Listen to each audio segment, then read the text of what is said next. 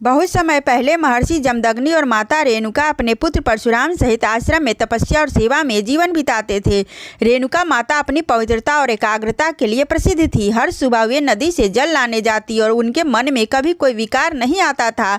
एक दिन जब वे नदी पर गई, संयोग से वहाँ एक गंधर्व अपने साथियों के साथ जल क्रीड़ा कर रहा था।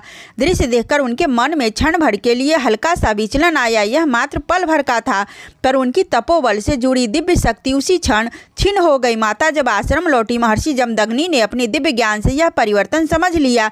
वे अत्यंत कठोर तपस्वी थे। धर्म और व्रत से कोई विचलन उन्हें स्वीकार नहीं था।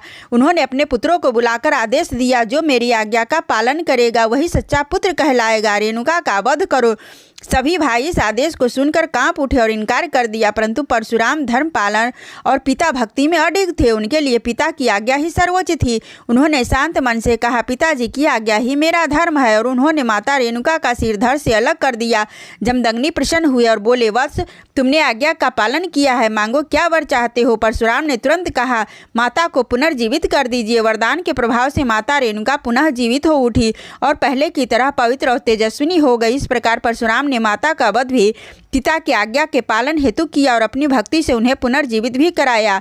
जय श्री राम। वीडियो अच्छी लगे तो लाइक और सब्सक्राइब करें। धन्यवाद।